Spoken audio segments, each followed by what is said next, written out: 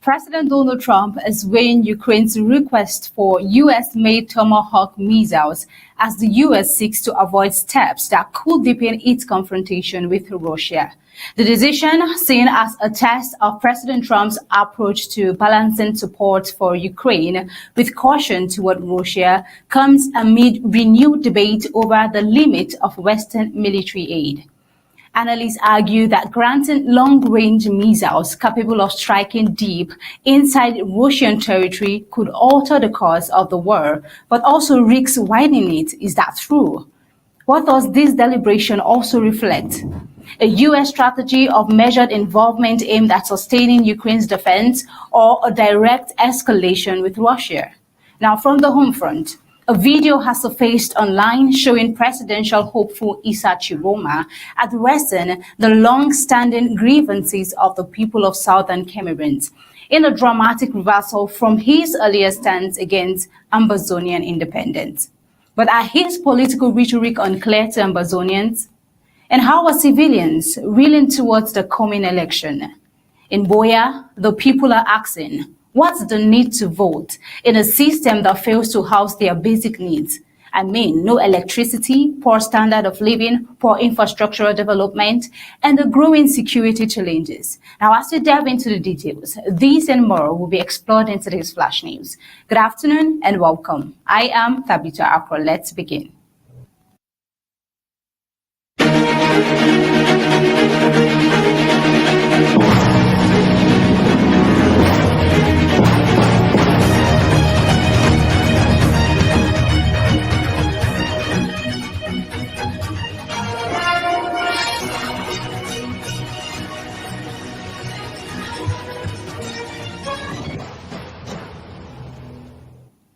The United States President Donald Trump said he would review Ukraine's intended use of U.S.-made Tomahawk missiles before approving their supply, also citing the need to avoid escalating the war with Russia. Ukrainian President Volodymyr Zelensky has asked the U.S. to sell the long-range missiles to European partners who could transfer them to Kyiv.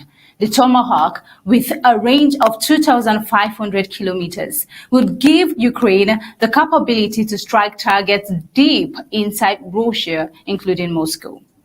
Now, President Trump told reporters at the White House that he had sort of made a decision on the matter, adding that he wanted to know how Kyiv plans to use the missiles before moving forward. Let's take a look.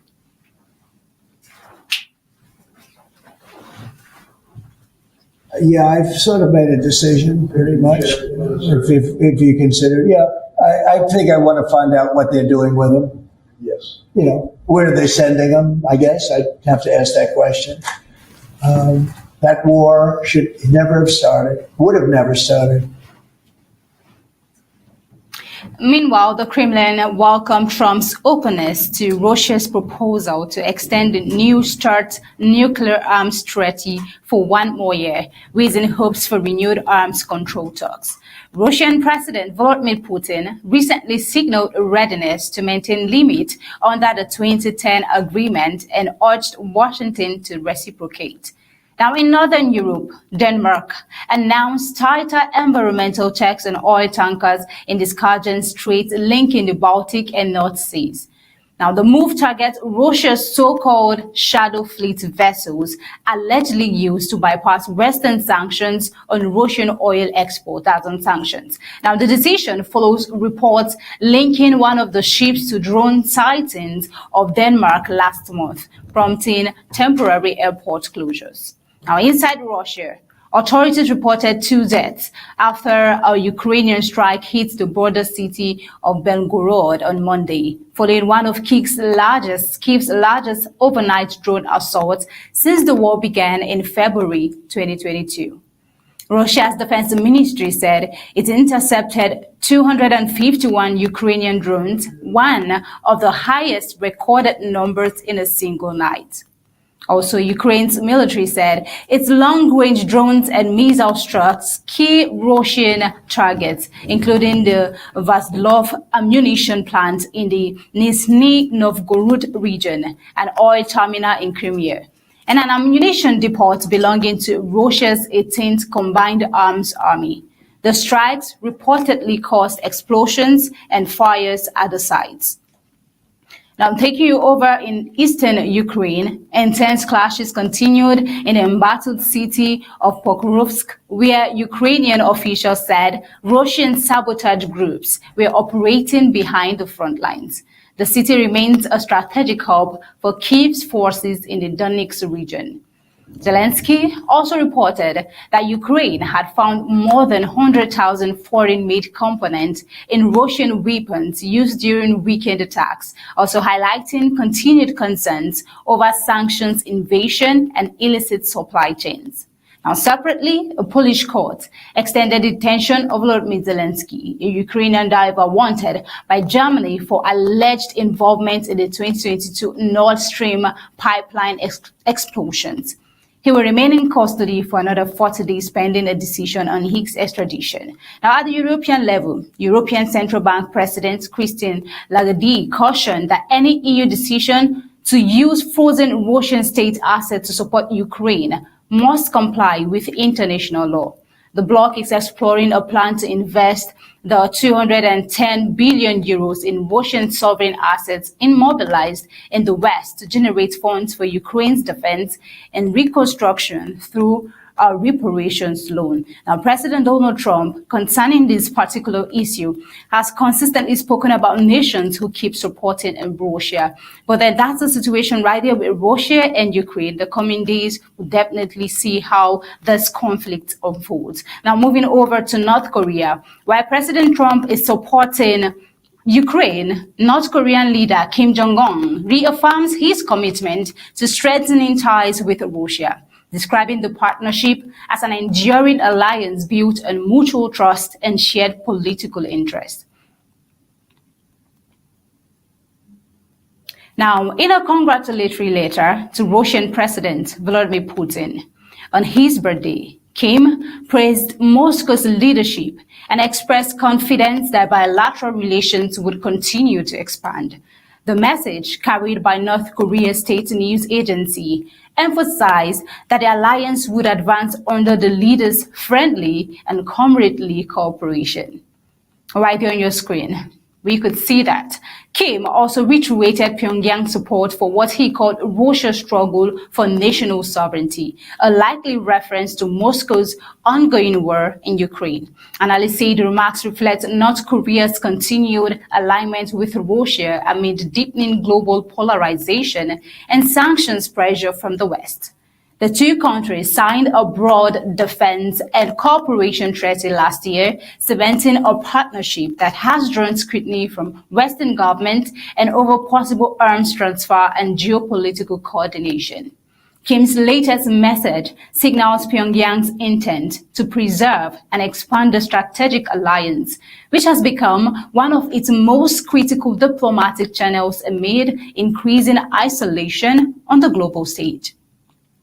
Now, moving over to France, President Emmanuel Macron is grappling with the most serious political crisis of his tenure after his fifth prime minister in 2 years, Sébastien Lecornu, resigned on Monday, unable to form a government that could last even 24 hours. The resignation has once again thrown the country into political uncertainty, exposing Macron's dwindling influence and deepening isolation as he struggles to keep control of his presidency, which runs until 2027. Now, hours after Lecornu stepped down, Macron was seen walking alone along the scene under tight but distant security, an image that for many observers symbolized a presidency losing its grip. His solitary walk echoed the retreat of former President Charles de Gaulle after his own resignation in 1969, prompting the question, is France witnessing the slow unraveling of Macron's political era? Let's take a look.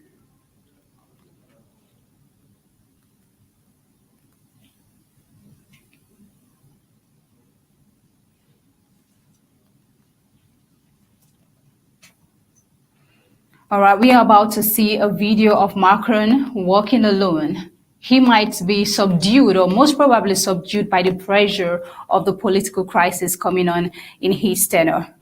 So let's get that.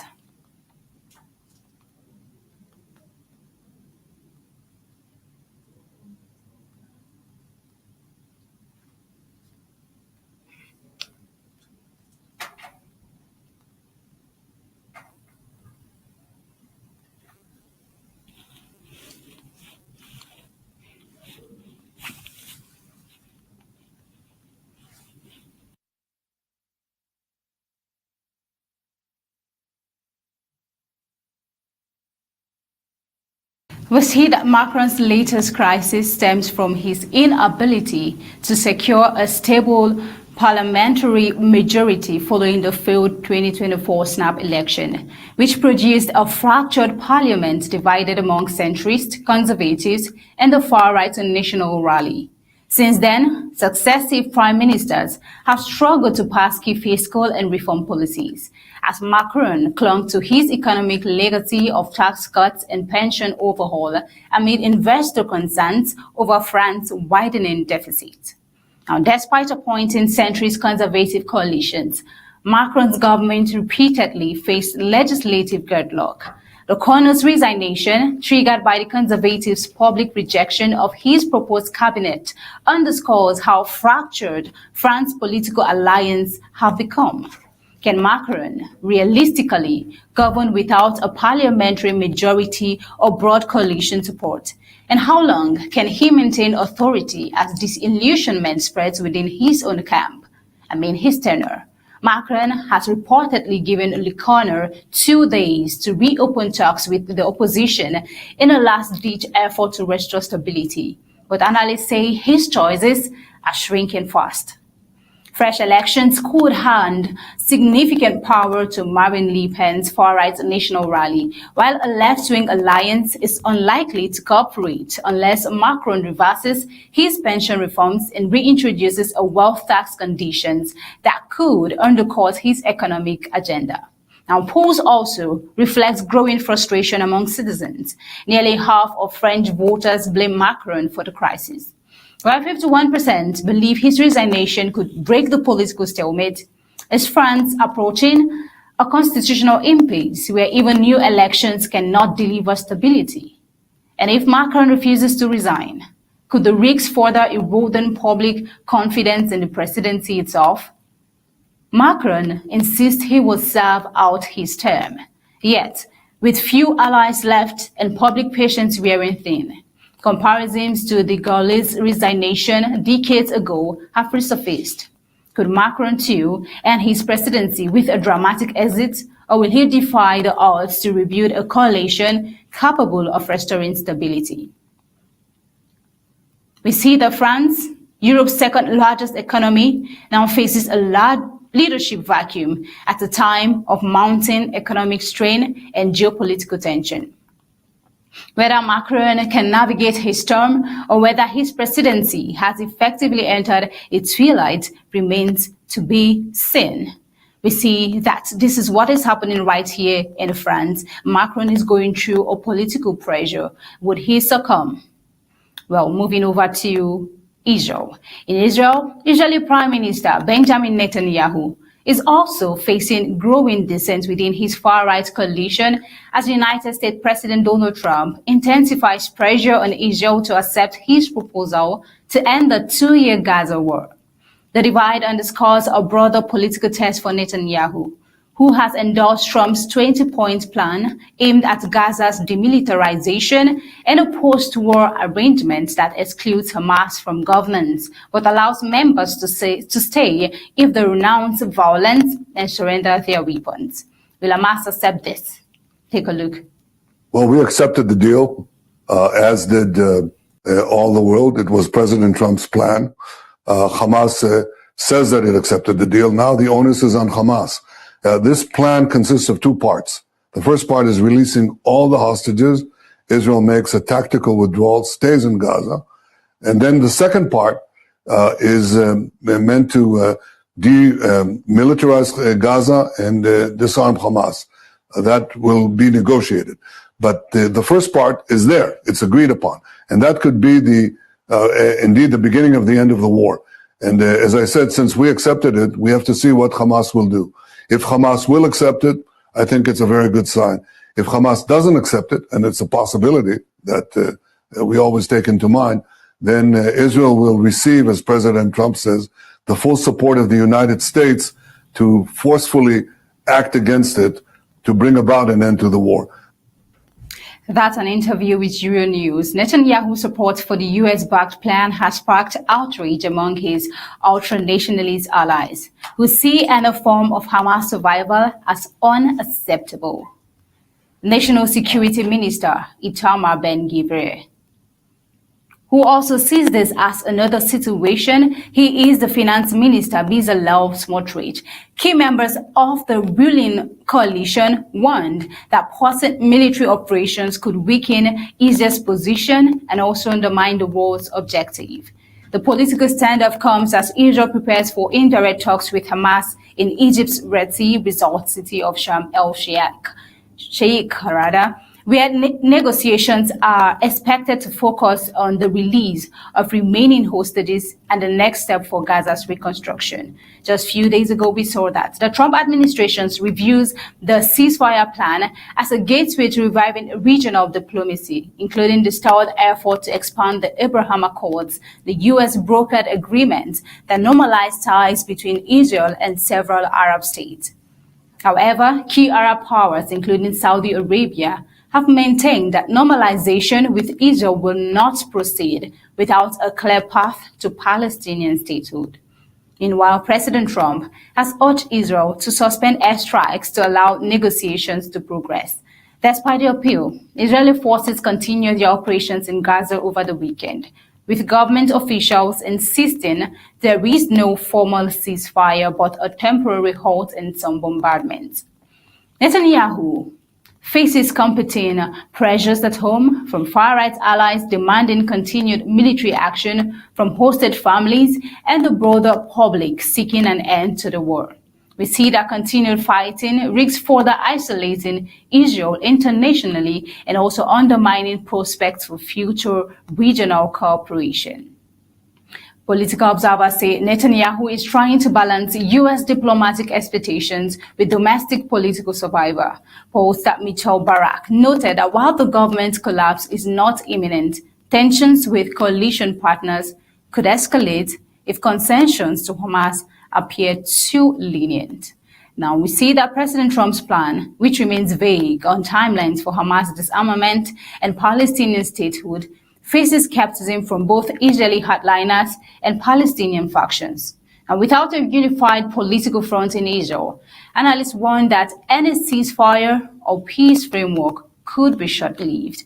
The latest development highlights the fragile intersection of U.S. diplomacy, Israeli domestic politics, and the enduring complexity of the Gaza conflict, where each move toward peace risks destabilizing the coalition meant to deliver it.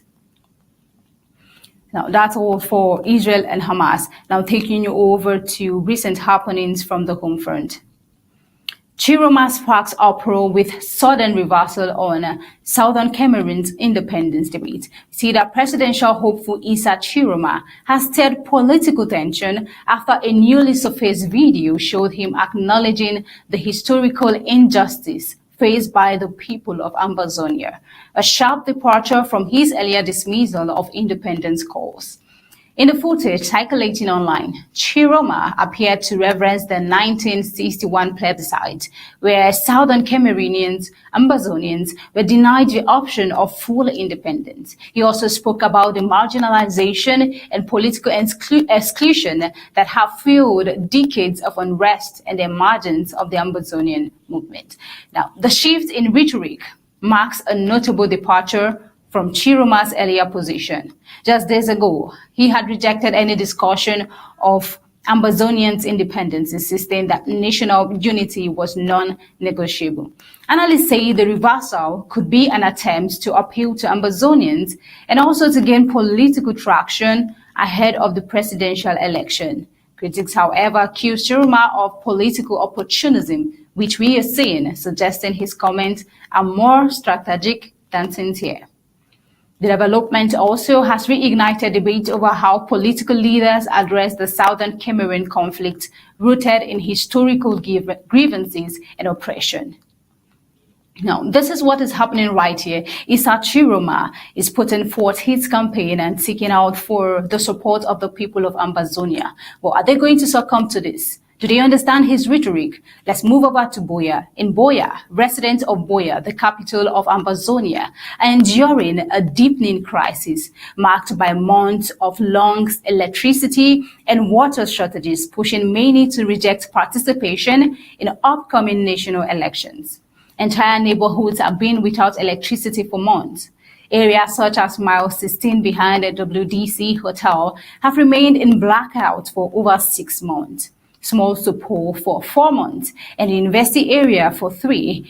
Communities from Biaka to Bomaka and Sanpi to Moki also report irregular or total power cuts. Even the University of Buea administration reportedly operates on generators only when the vice-chancellor is present.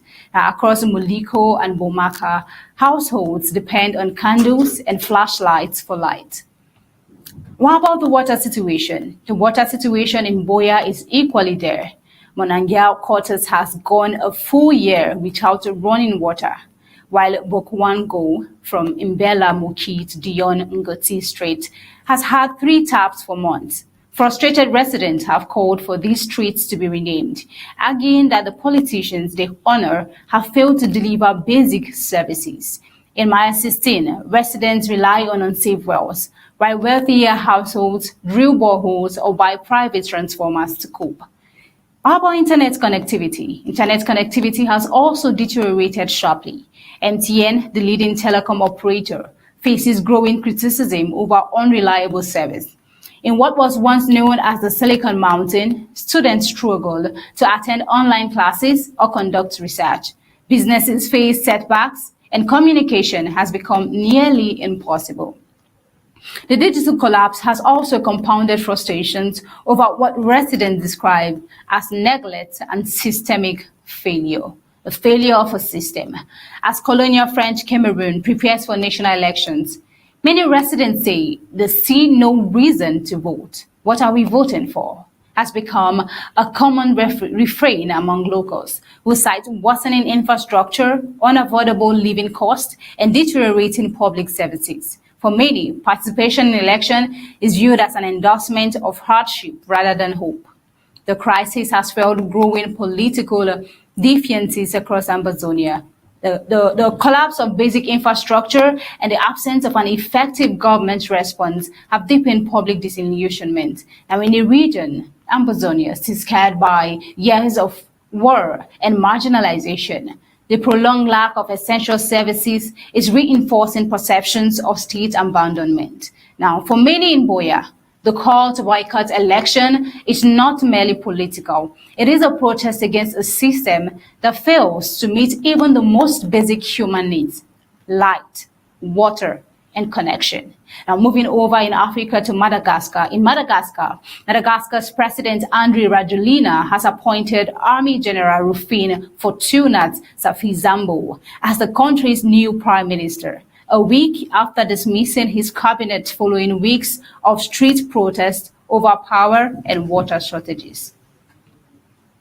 Safizambo, a member of the administrative corps, trained at the Anti-Rebel Military Academy in 1991 and later continued his studies in France, according to French broadcaster RFI. The appointment comes as anti-government demonstrations enter their 3rd week, driven largely by students and young activists demanding improved living conditions and Rajoelina's resignation. Security forces have repeatedly dispersed rallies in the capital, Antananarivo, with tear gas as protesters defied warnings to vacate public spaces. Now, in a recent address, Rajoelina pledged to engage with civil society groups, but ruled out stepping down or seeking a 3rd term, accusing opponents of attempting to destabilize his administration. We say that the ongoing unrest highlights growing frustration over poor public services and deepening economic hardship in the Indian Ocean. What we are seeing right here in Madagascar, the youth are tired and the people are demanding for better leadership and governance. Until next time, this is where we'll draw the curtain on today's Flash News. Remember, we'll bring you Undaunted at the top of the hour, 8 p.m. Until then, do have a pleasant day and stay safe.